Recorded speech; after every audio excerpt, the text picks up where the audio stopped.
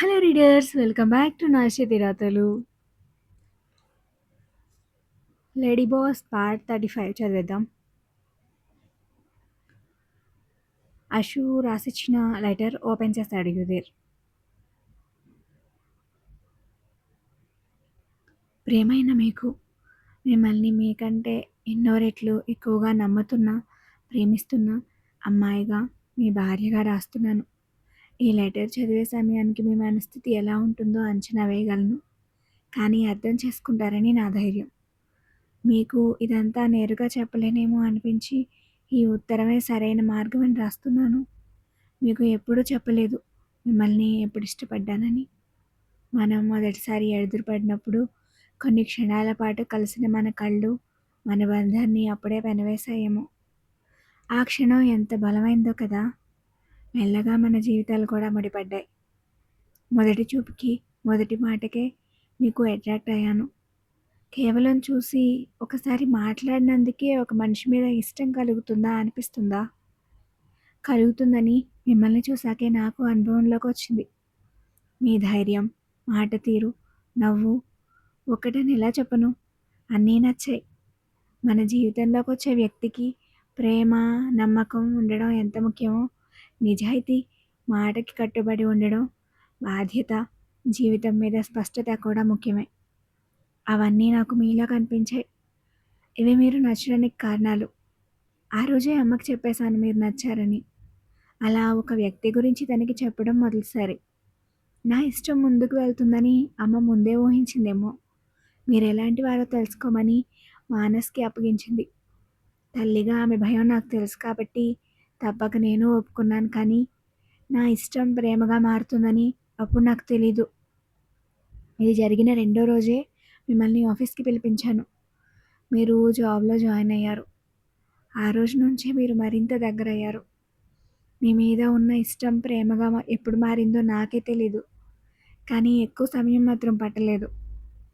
కొన్ని రోజుల్లోనే మీరు నా మనసుని ఆక్రమించేశారని అర్థమైంది. ఇష్టానికి కారణాలు చెప్పగలిగాను కానీ ప్రేమకు చెప్పలేను.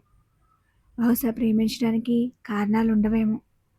అప్పుడు మొదలైంది నాకు భయం. మానస్ మీ గురించి తెలుసుకోవడానికి ఏ దారులు ఎంచుకుంటున్నాడో అని. తెలియక మిమ్మల్ని నేనే రిస్క్లోకి నెట్టేస్తున్నానేమో అని. ఆ ఇన్సిడెంట్స్ జరిగిన ప్రతిసారి మీకు కాదు, నా ప్రేమకి పరీక్ష అనిపించేది. ప్రతిసారి మీ మీద నాకున్న నమ్మకాన్ని నిలబెట్టుకుంటూనే వచ్చారు మీరు. ఆ రోజు రాత్రి కొన్ని గంటల పాటు ఇద్దరమే ఒంటరిగా మిగిలిపోయినప్పుడు నాకున్న భయం వల్ల మీకంత దగ్గరగా వస్తే మీకు ఇష్టమైన అమ్మాయినే అయినా మీ తీరు, మీ వ్యక్తిత్వం ఎంత నచ్చాయో ఎలా చెప్పను.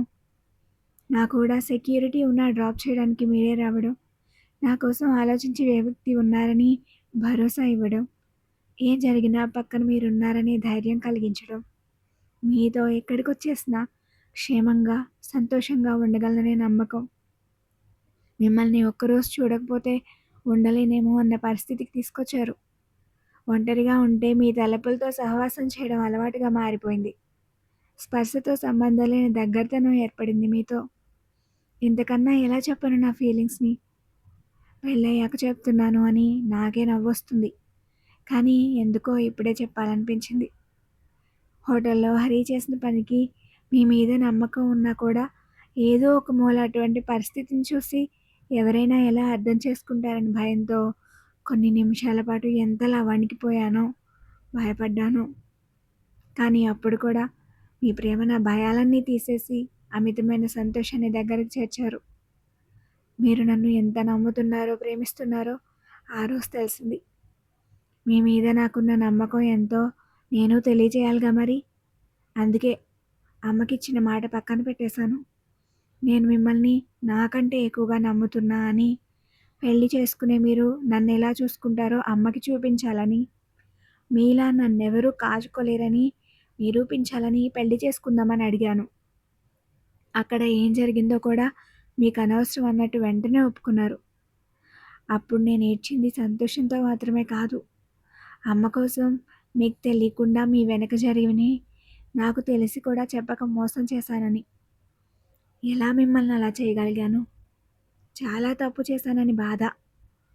ఇవన్నీ మీకు తెలిసాక నా మీద నమ్మకం లేక ఇలా చేశావా అని అడిగితే ఆ మాట నేను భరించలేను. మీ ప్రేమకి దూరం కాలేను. ఇవన్నీ తెలిసేసరికి నేను పూర్తిగా మీ సొంతం అయిపోయాను. ఇదేనా సమాధానం? అమ్మ ఎందుకిలా చేసిందో అర్థం చేసుకుని మన్నిస్తారని ఆశిస్తున్న నా మనసు పెట్టుకున్న నమ్మకాన్ని ఎప్పట్లా నిజం చేస్తారని ఎదురుచూస్తున్నాను యుధీర్. మీకోసం. త్వరగా రండి. మీ అషు. అది చదివాక ఆమె తనని ఎంత ప్రేమిస్తుందో, తనకి ఏం చెప్పాలనుకుందో, అతను ఆమెకి ఎలాంటి భరోసా ఇచ్చాడో ఆ ఉత్తరం ద్వారా తెలిసింది యుధీర్‌కి. లెటర్‌ని పాకెట్‌లో పెట్టుకుని వెళ్ళి బైకెక్కాడు.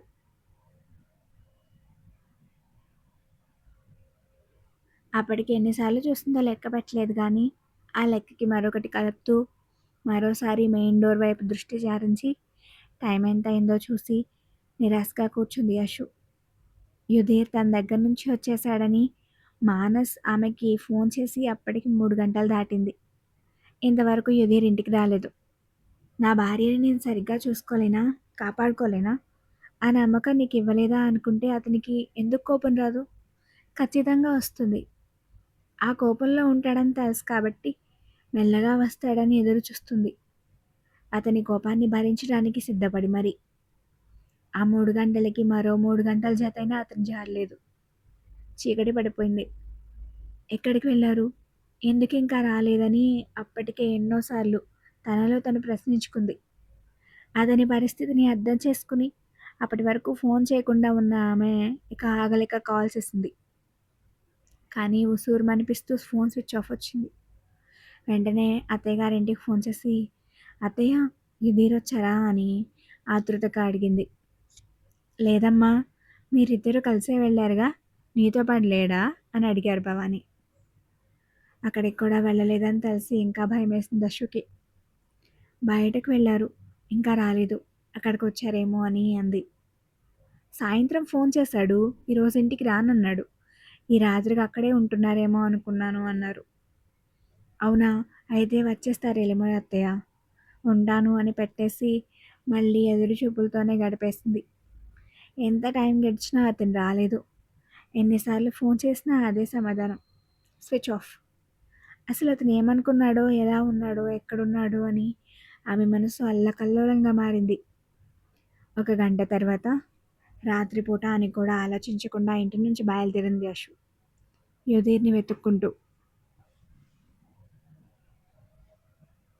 కన్యాకుమారి. ఉదయం 5:30 గంటల ప్రాంతంలో సముద్రపు హోరుగాలికి దుపట్టా, జుట్టు ఇష్టానికి ఎగురుతున్నా పట్టించుకోకుండా ఒడ్డున నిలబడి కడల నుంచి పైకి తేలుతున్నట్టు కనిపిస్తున్న సూర్యుడిని చూస్తుంది అశు. అది ఆమెకి ఎంతో ఇష్టమైన ఉదయపు సన్నివేశం. అది కూడా కన్యాకుమారిలో సూర్యోదయం. చూడ్డానికి ఎంత మనోహరంగా ఉన్నా మనసుకి రుచించట్లేదు. అశు అన్న పిలుపుకి చటుక్కున వెనక్కి తిరిగింది. ఎదురుగా నిర్మలంగా స్వచ్ఛంగా నవ్వుతున్న వర్ధిని గారిని చూసి అమ్మా అంటూ వెళ్ళి తల్లిని హత్తుకుంది. ప్రేమగా కూతురి దగ్గరకు తీసుకుని ఆప్యాయంగా ఆమె తల నిమురుతూ ఎలా ఉన్నావురా అని అడిగారు వర్ధిని. బాగున్నా అన్నట్టు తలూపింది కానీ మాట్లాడలేదు. తల్లిని వదలలేదు. దెబ్బలు మానిపోయాయా అని కూతురు ముఖాన్ని తడిమి చూసుకున్నారు కాసేపు. తగ్గిపోయాయమ్మా అని నెమ్మదిగా చెప్పింది. మెడలో పసుపు తాడు, పాపిటన సింధూరం, కాలికి మెట్టెలతో పెళ్ళైన స్త్రీలా కొత్తగా కనిపిస్తుంది తన కూతురు. సారీ అమ్మా, నువ్వు చెప్పినట్టు వినలేదు నేనని తలదించుకుంది అశు. నాకు క్షమాపణ చెప్తావేంట్రా? తల్లిగా నన్ను అర్థం చేసుకుని కొన్నాళ్ళు నీ ప్రేమను దాచేశావు. కానీ అతని జీవితాంతం నీకు తోడుగా ఉండాల్సినవాడు. అందుకే మీ ఇద్దరి మధ్య ఉండాల్సిన నమ్మకాన్ని పోగొట్టుకోకుండా ఉండడానికి పనిచేశావు. నాకు అస్సలు బాధలేదు తల్లి. నేను చేసింది తప్పో ఒప్పో తెలియదు కానీ దానివల్ల మీ మధ్య ఏదైనా మనస్పర్ధలు వచ్చుంటే అప్పుడు బాధపడేదాన్ని. కానీ ఆ అవకాశం ఇవ్వలేదు నువ్వు. నిజంగా సంతోషమే అని చిరునవ్వుతో అన్నారు వర్ధిని. థ్యాంక్ యూ అమ్మా అంటూ తల్లిని గట్టిగా హత్తుకుని గుండెల్లో తలపెట్టుకుంది అశు. నా మాట వినలేదని బాధపడుతున్నావటగా? నీ బాధ తగ్గించమని అడగడానికి అల్లుడు గారిని పంపించావా అని చిన్నగా అడిగారు. ఆయనొచ్చినట్టు నాకు తెలీదమ్మా. చెప్పలేదు నాకు. ఏమన్నారు? అని అడిగింది అషు. ఇంకా ఏమైనా అనుమానాలున్నా ఇప్పుడే తీర్చుకోమని తను సిద్ధంగా ఉన్నానని చెప్పాడు. తల్లిగా నా కూతురు గురించి ముందు చూపుతో ఆలోచించినందుకు మెచ్చుకున్నాడు. ఆమె మాటకి ఎదురు చెప్పానని తన భార్య బాధపడుతుందని తనని క్షమించి ఆమె బాధను తగ్గించమని రాయబారం మోసుకొచ్చాడు. నీ కంటిలో కన్నీరు రానీయకుండా, మనసులో బాధ చేరకుండా, అనుక్షణం నీకు తోడుగా ఉంటూ అనంతమైన ప్రేమను పంచుతానని నన్ను ధైర్యంగా ఉండమని ప్రమాణం చేశాడు అన్నారు వర్ధిని. అషు మనసంతా సంతోషంతో నిండిపోయి హాయిగా నవ్వింది. ఎలా ఉన్నారమ్మా? నీకు నచ్చారా? అని అడిగింది. నీ మీద నాకు నమ్మకం ఉందని ఎప్పుడో చెప్పాను. కానీ నా భయాన్ని మాత్రం వదలలేను కదా. ఇప్పుడు ఆ భయం కూడా లేదషు. మీ ఇద్దరి జీవితం సంతోషంగా గడిచిపోవాలి అని ఆశీర్వదించారు. అప్పుడే అక్కడికి దగ్గరలో ఉన్న కన్యాకుమారి ఆలయం నుంచి సంధ్యావేళ గంటలు మోగాయి. అమ్మవారికి సేవకి సమయమైంది అషు, వెళ్ళాలి అన్నారు వర్ధిని. తల్లిని వదిలి సరే అని నవ్వుతో చూస్తుంది అషు. అషు నిలబడిన చోటు నుంచి ఎడం వైపుకు చూపించి వర్ధిని గుడికి వెళ్ళిపోయారు. అషు ఇక వేగంగా అటువైపు కదిలింది. కొంచెం దూరంలో తన ఇష్టసఖికి ఇష్టమైన సూర్యోదయ దృశ్యాన్ని చూస్తున్న యుధీర్ కనిపించగానే ఆమె అడుగులు పరుగులు పెట్టాయి. పూర్తిగా తెల్లవారిన సమయంలో పింక్ కలర్ చుడిదార్లో తన వైపుకు పరిగెత్తుకుంటూ వస్తున్న ఆమెను చూస్తే ఆనంద్ సినిమాలో క్లైమాక్స్ గుర్తొచ్చింది. నవ్వుకుంటూ చేతులు చాచాడు. అంత దూరం నుంచి పరిగెత్తుకొచ్చిన ఆమె తన బరువు మొత్తం అతని మీదకి వదిలేస్తూ గట్టిగా కౌగిలించుకుంది. యుధీర్ అషు నడుముని గట్టిగా చుట్టేసి మొత్తంగా ఎత్తేశాడు. లేలేత కిరణాల కాంతి ఆమె మోముని ముద్దాడి ముఖం వింతగా మెరుస్తుంటే ఆమె నవ్వు అతనికి మహోద్భుతంగా తోచింది. తానొచ్చిన వేగానికి ఆయాసం వచ్చి గట్టిగా శ్వాస తీసుకుంటుంటే ఊపిరందించడానికి పెదవులు అందుకున్నాడు యుధీర్. దూరంగా ఉన్న ఆ ఒక్క రాత్రి అతన్ని ఎంతగా మిస్ అయిందో చెప్పడానికి ఆమె కూడా తన పెదవులనే ఉపయోగించింది. కాసేపటికి వదిలి ఐ లవ్ యూ అంది గట్టిగా హత్తుకుంటూ. ఐ లవ్ యూ మోర్ అంటూ దిక్కులన్నీ పిక్కటిల్లేలా అరిచాడు యుధీర్ ఆమెని గిరగిరా తిప్పేస్తూ. ఐ లవ్ యూ బోత్ అని వచ్చిన అరుపుకి ఇద్దరు ఇంకో వైపు చూశారు. మానస్ తమకేసి వస్తుంటే అషు యుధీర్కి దూరం జరిగింది. వచ్చేశాడు అన్నాడు యుధీర్ డిస్టర్బ్ చేశాడనే ఉద్దేశంతో. అతన్ని కినుకగా చూసి చిన్న దెబ్బేసి తమ్ముడికి ఎదురెళ్ళింది తన సంతోషాన్ని పంచుకోవడానికి. తనకి ప్రపంచంలో అన్నింటికన్నా విలువైంది అక్క ఆనందం, అక్క నవ్వు అనుకునే మానస్ సంతోషంగా అషుని దగ్గరికి తీసుకుని వదిలి యుధీర్ వైపు వచ్చి అతన్ని కూడా గట్టిగా కౌగిలించుకున్నాడు. యుధీర్ కూడా నవ్వేసి మానస్ చుట్టూ చేతులేశాడు. థ్యాంక్ యూ బావా అన్నాడు మానస్ మనస్ఫూర్తిగా. నిన్నెవరూ క్షమించలేదు ఇక్కడ అని టీజింగ్ చేశాడు యుధీర్. ఎందుకు అని మానస్ ముఖం బిగపట్టాడు. ఎందుకు వచ్చావు మరి మధ్యలోకి? మధ్యలోకా? ఎవరు తీసుకొచ్చారు మీ ఆవిడ్ని ఇక్కడికి అన్నాడు. మీకెలా తెలుసు నేను ఇక్కడికే వచ్చానని యుధీర్ క్వశ్చన్. నువ్వు ఇంటికి రాలేదని రాత్రంతా గుగ్గోలు పెట్టింది. ఫోన్ సిగ్నల్ ప్రెస్ చేస్తే ఎయిర్పోర్ట్ లాస్ట్ లొకేషన్ కనిపెట్టేసింది ఇక్కడికే వచ్చి ఉంటావని. మరి నీకెలా తెలుసు పెద్దమ్మ ఇక్కడే ఉందని ప్రశ్నించాడు మానస్. ఆ షోరూంలో వాల్స్కి సెట్ చేస్తున్న ఫోటోలు ఎన్నిసార్లు చూడలేదు. అందులో కన్యాకుమారి టెంపుల్ ఉంది. ఒకసారి నాకు చెప్పకుండా ఎక్కడికో తనే అరేంజ్మెంట్స్ చేసుకుని వచ్చింది ఇక్కడికి. అప్పుడు తన ఫ్లైట్ టికెట్స్ డీటెయిల్స్ చూశాను. హా అప్పుడే కదా ఫస్ట్ టైం మా అక్కతో తిట్టించుకున్నాను నేను అని దిగాలుగా అన్నాడు మానస్. దేనికని యుధీర్ ప్రశ్న. నీ వల్లే బావా. నీ వల్ల అక్క నన్ను ఫస్ట్ టైం 2 సార్లు తిట్టింది. మొదటిసారి మీ చెల్లి సర్టిఫికేట్స్ దొంగిలించి తనని ఏడిపించానని, రెండోసారి చేతన్ మనుషులు అటాక్ చేసినప్పుడు మీరు కొంచెం అలర్ట్గా లేకపోతే నీకు బుల్లెట్ తగిలేదని.